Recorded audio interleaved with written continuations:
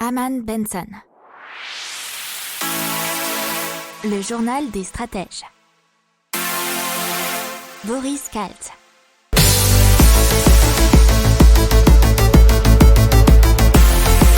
Bonjour à tous et bienvenue dans le journal des stratèges pour l'intégrale écho de la semaine. Je vous souhaite une super écoute.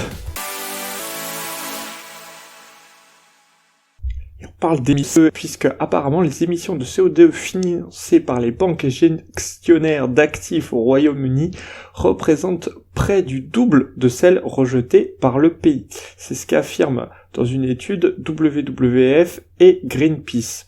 Alors les résultats montrent que les émissions de CO2 associées aux sociétés financières analysées s'élèvent à 805 millions de tonnes, avec un peu plus de la moitié pour les banques. C'est presque 1,8 fois les émissions produites à l'intérieur du Royaume-Uni. Et c'est plus que les émissions de l'Allemagne et du Canada, révèle l'étude. Et c'est parti, on commence tout de suite avec les nouvelles taxes possibles sur les automobilistes.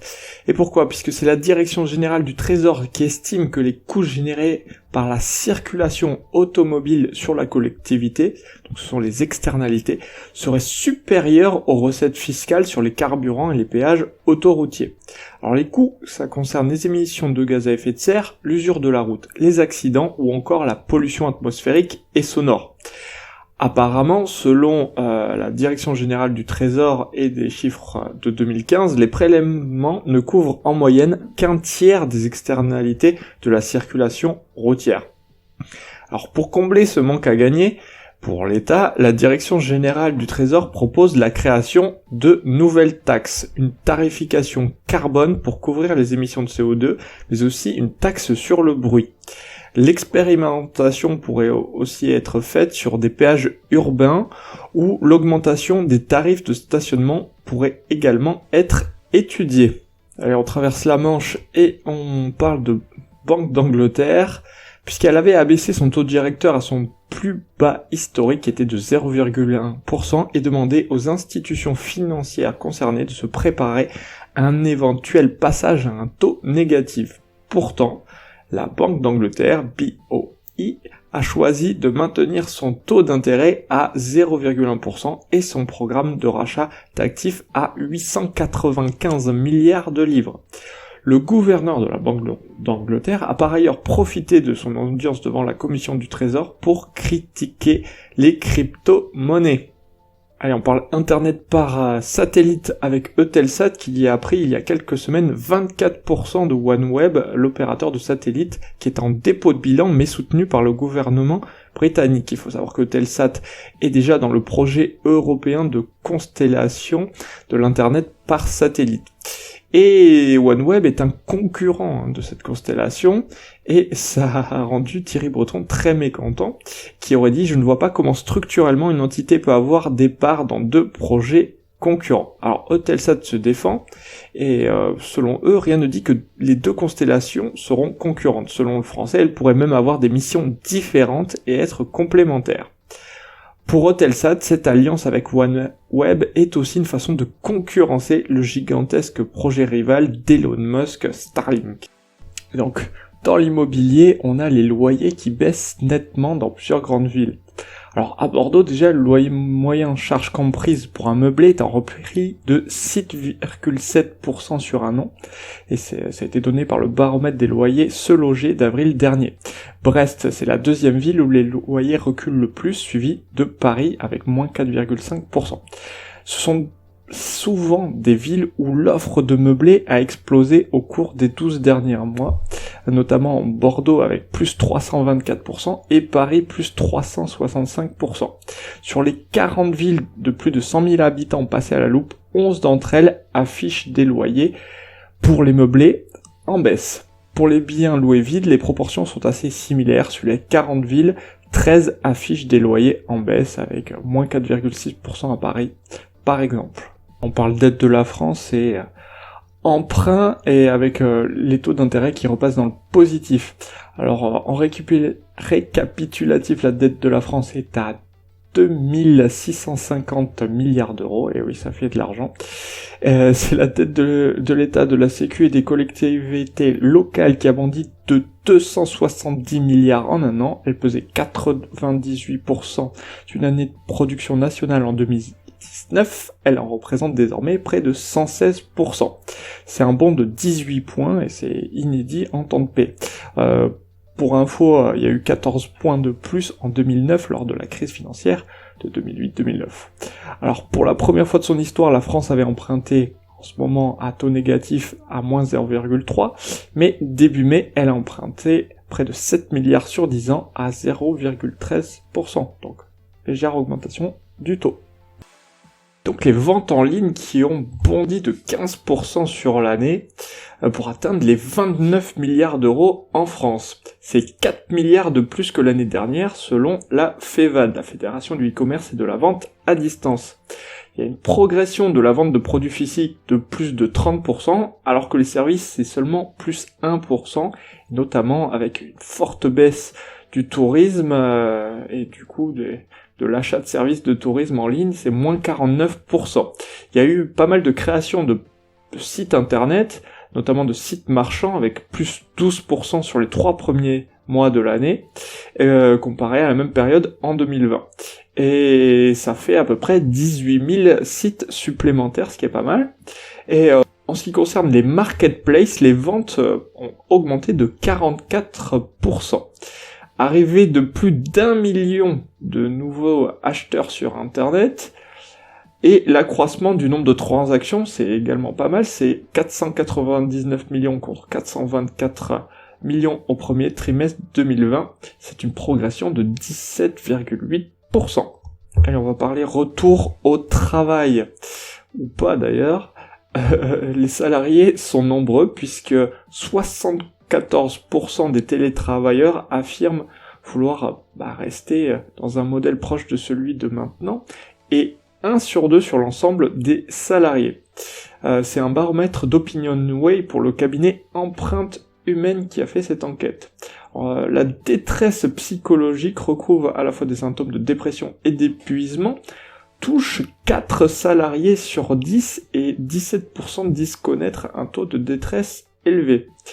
4 sur 10 disent que plus de collègues agressifs malheureusement, et 1 sur 2 déclarent avoir des difficultés psychologiques liées au travail.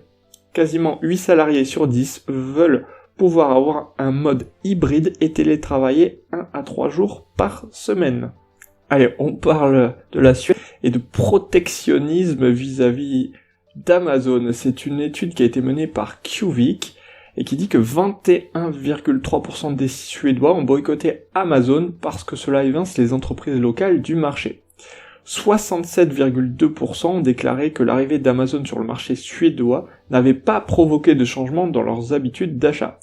Et plus d'un consommateur suédois sur 10, c'est 14%, a consciemment augmenté sa fréquentation des magasins locaux pour empêcher Amazon de les fermer. Il faut savoir que en Suède, 70% des consommateurs font déjà leur achat sur Internet. Alors 16,3% des répondants avaient essayé Amazon une fois et sont retournés vers les boutiques en ligne locales qu'ils utilisaient jusque-là. Alors, des experts affirment qu'Amazon aura du mal à percer en Suède à l'image de l'Australie, où il s'est lancé en 2017 dans des conditions similaires à celles observées en Suède. Aujourd'hui, sa part de marché n'y est que de 4%. N'oubliez pas de vous abonner au podcast, mais pourquoi pas aussi à notre newsletter La Lettre des Stratèges qui est gratuite, vous en trouverez dans les infos de l'émission, mais aussi sur notre site internet Aman & Benson Stratégie, rubrique média La Lettre des Stratèges. Allez, une fois n'est pas coutume dans la tech, on va parler cinéma et plus particulièrement synchronisation des lèvres grâce à l'intelligence artificielle, et ça lors des doublages. Alors c'est Flawless AI qui utilise une intelligence artificielle pour synchroniser les lèvres des acteurs à leur doublage dans n'importe quel angle. C'est Scott Mann, qui est un réalisateur britannique, qui est cofondateur de la société Flawless AI. Selon lui, la mauvaise synchronisation des lèvres dans le doublage et les sous-titres freine le public à visionner des films en langue étrangère. Et pour le coup, dans les prix et dans les festivals internationaux, selon lui, il y a donc moins de films étrangers, et donc grâce à sa technologie, il espère que ça va pouvoir faire effet domino pour la vision des films par les étrangers. En faisant quelques recherches, il a découvert les travaux de Christian Theobald de l'Institut Max Planck d'informatique. Dans un livre blanc, il expose une approche utilisant l'intelligence artificielle pour recréer des effets visuels humains aussi vrais que naturels. Donc ils se sont inspirés de ces travaux pour créer cette intelligence artificielle qui va donc permettre de recréer les mouvements de la bouche lors d'un doublage. Allez, on parle bracelet connecté et mesure de l'hypertension. C'est Axia qui a mis 15 ans pour développer un système de mesure en utilisant la photoplétismographie, PPG. Les capteurs analysent le changement de diamètre des artères qui se produit à chaque battement du cœur. Un essai clinique a eu lieu au centre hospitalier universitaire de Lausanne. Le dispositif comprend un bracelet connecté, mais également un brassard de mesure qui permet d'étalonner les mesures tous les mois. Le bracelet communique régulièrement les mesures au smartphone pour analyse. Les communications entre le bracelet et le téléphone sont chiffrées. Et donc Ikea et Renault qui viennent de s'associer pour mettre au point une voiture électrique et qui serait vendue en kit. Elle ferait 2,3 mètres de long et 1,8 mètres de haut, serait jaune et bleu, et elle serait aussi totalement modulable et aurait un prix défiant toute concurrence puisqu'elle serait à peu près à 5300 €. Il y aurait tout de même 374 pièces de carrosserie à assembler soi-même. Alors, elle ne sera pas tout de suite mise sur le marché puisque, bien entendu, il va falloir l'homologuer avant qu'elle puisse aller sur la route. On parle d'une étude qui nous explique nos rêves étranges et elle est parue dans la revue Patterns et c'est Eric Hoel, je sais pas comment ça se prononce, H-O-E-L, professeur en neurosciences à l'université de Tufts, Massachusetts, États-Unis, qui tente de prouver concrètement pourquoi les rêves se produisent et pourquoi ils sont aussi étranges. Alors dans le cadre de cette étude, le scientifique a eu recours à l'intelligence artificielle qui réagit en fonction des précédentes expériences. Lorsque l'IA devient trop familière avec les données sur lesquelles elle est entraînée, elle commence à supposer qu'il s'agit d'une représentation parfaite de tout ce qui pourrait arriver. Alors pour contrer ce phénomène, les scientifiques introduisent ce qu'on appelle un certain chaos dans les données. Donc c'est un petit peu pour rendre l'expérience plus difficile. Et donc le cerveau fonctionnerait de la même façon. Pour contrer la familiarité et donc l'habitude, le cerveau, pendant nos rêves, créerait alors une version étrange du monde dans nos rêves pour nous faire progresser, pour le rendre plus complexe. La vie serait, alors le scientifique résume de cette façon, la vie est parfois ennuyeuse, les rêves sont là pour vous empêcher de devenir trop adaptés au modèle du monde. Allez, on parle de mal de voyage qui transforme les voitures en camping-car. De façon temporaire bien entendu, alors avec Campinambule qui fabrique des malles de voyage amovibles qui renferment des couchettes, des rangements, des tables et même la cuisine. Ce sont des malles qui sont entièrement fabriquées à la main par des ébénistes, sans clous ni vis et commercialisées entre 2000 et 3000 € pièce. La demande a explosé l'an dernier avec plus 170%. Ils essayent aussi de se diversifier en faisant d'autres aménagements et transformations de vannes notamment, et ils créent de nouveaux produits innovants qui permettent à l'entreprise de doubler son chiffre d'affaires chaque année. Ils sont passés à 1 million d'euros en 2020. D'autres sociétés françaises surfent sur cette tendance comme Camping Box, Ludospace, Nomad Addict ou encore Nolty. Il y a des scientifiques qui ont permis à un aveugle de trouver partiellement la vue. Alors c'est une technique de pointe qui a été utilisée et c'est une technique pour fabriquer des protéines qui captent la lumière dans un seul globe oculaire et ça a permis à un homme de 58 ans de percevoir certains objets à l'aide de lunettes spéciales. Il a pu voir des contours flous dans un champ de vision étroit, ce qui correspond à une restauration partielle de la vision. Alors l'étude a été publiée le 24 mai dans Nature Médecine. L'équipe de José Alain Sahel a été la première à essayer cette technique comme moyen de guérir la cécité.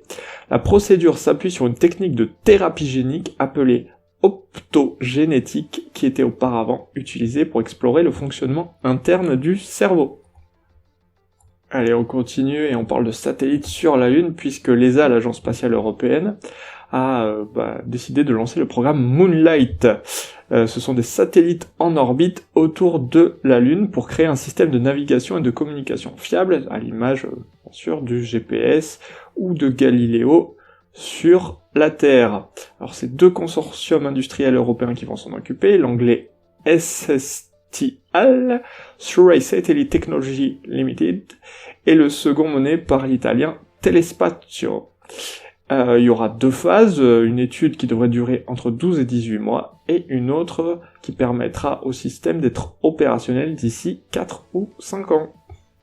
N'oubliez pas de vous abonner au podcast, mais pourquoi pas aussi à notre newsletter La Lettre des Stratèges qui est gratuite, vous en trouverez dans les infos de l'émission, mais aussi sur notre site internet Aman & Benson Stratégie, rubrique média La Lettre des Stratèges. Et donc on commence tout de suite avec une méga usine d'hydrogène solaire qui est prévue à Bordeaux. Elle produira jusqu'à 14 000 tonnes du précieux gaz chaque année. Le projet coûtera 250 millions d'euros et il a été approuvé par le Grand Port Maritime de Bordeaux fin avril 2021. Il est porté par la société GH2. Elle a été créée en 2018 et revendique déjà plusieurs projets de production d'hydrogène vert en France, en Tunisie et au Chili. Elle espère atteindre un portefeuille d'électrolyseurs totalisant 1 gigawatt de puissance d'ici 2025. Alors, la start-up va ériger un électrolyseur alcalin d'une puissance de 100 MW et 2 parcs solaires. Le site sera mis en service en 2025. Alors, la start-up ambitionne de produire jusqu'à 14 000 tonnes d'hydrogène renouvelable chaque année. Le projet permettra d'éviter, quant à lui, le rejet de 130 000 tonnes de CO2 annuel. Allez, on continue et on parle encore hydrogène avec la société Aquarius, qui depuis 2014, Aquarius Engines perfectionne le fonctionnement de son moteur révolutionnaire. L'entreprise en multiplie les déclinaisons et les usages. Dans sa version minimale, le moteur développé par Aquarius Engine pèse à peine plus de 10 kg. Il se présente sous la forme d'un bloc abritant un cylindre horizontal unique dans lequel glisse de droite à gauche un piston linéaire. Alors, cette entreprise, donc Aquarius Engines, a mandaté la société d'ingénierie autrichienne AVL Schrick pour effectuer des tests. Son verdict est que le bloc développé par Aquarius Engines peut fonctionner pleinement à l'hydrogène. Son adoption serait préférable et plus vertueuse pour l'environnement que les piles à combustible, car la technologie de l'entreprise israélienne se passe de matériaux critiques coûteux. On parle bitume puisque 11,3 millions de tonnes de bitume sont utilisées chaque année en Europe selon Eurobitume. Alors le bitume il est composé de pétrole et peut aussi causer des émanations toxiques. C'est une start-up allemande qui s'appelle Ecopals qui a conçu un additif pour revêtement routier à base de déchets plastiques qui ne peuvent pas être recyclés. L'additif permet de réduire l'empreinte carbone de 0,7 kg de CO2 par mètre carré comparé au bitume classique. Le plastique agit comme un liant entre les agrégats, ce qui prolonge la durée de vie de la route. Allez, on passe à l'énergie du vent avec Windmarouf et les éoliennes. Windmarouf transforme le toit des bâtiments en mini-centrales éoliennes avec des turbines horizontales. Elles sont compactes, insonores, et ces éoliennes se posent sur n'importe quel toit et capturent le vent qui remonte le long des façades. Alors il y a un module de 4 mètres carrés qui permet de produire autant d'énergie que 7 à 10 mètres carrés de panneaux solaires.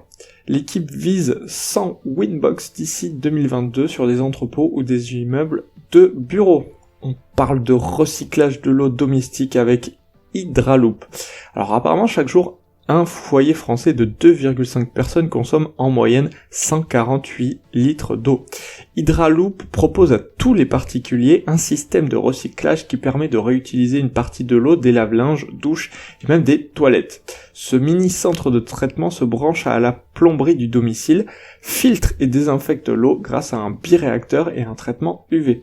L'eau propre est ensuite remise en service dans le circuit. Apparemment, selon la start-up, on économise ainsi jusqu'à 75 000 litres par an pour une famille de 4 personnes. Donc on parle de la Tour Eiffel qui pour la première fois depuis sa construction en 1889 a été illuminée ce mardi 25 mai, grâce à de l'hydrogène décarboné. C'est une prouesse qui a été rendue possible par la société EODEV, qui est bretonne. En 2015 déjà, 2 éoliennes d'une capacité de production de 10 000 kW par an avaient été installées au 2e étage. Et dans la soirée du mardi 25 mai, pendant un peu plus de 3 minutes, il y a eu 70 projecteurs de la Tour Eiffel qui ont été entièrement illuminés par un groupe électro-hydrogène. C'est le GEH2. Il est doté d'une puissance de 110 kW et a été, bien sûr, comme on vous l'a dit, développé par EODEV.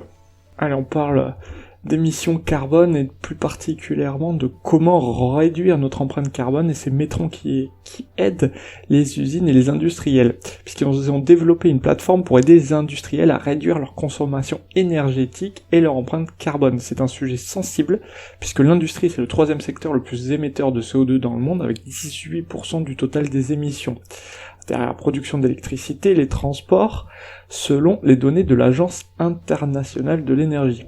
Alors il s'appuie sur l'intelligence artificielle afin de capter toutes les informations qui circulent dans l'usine pour trouver des leviers d'efficience énergétique. Alors il travaille avec ce qu'on appelle un jumeau numérique de l'usine entière ou d'une partie de l'usine afin d'identifier les frictions qui peuvent plomber l'ensemble de la chaîne de production d'un produit.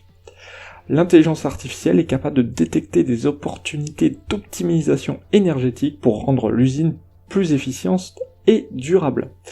Ils sont déjà présents dans une vingtaine de pays à travers le monde. Allez, on parle énergie solaire et photovoltaïque avec Eliatech qui a créé des panneaux qui sont souples et autocollants et qui peuvent être posés partout et faire entrer la production d'énergie solaire, ce qu'on appelle dans une nouvelle dimension.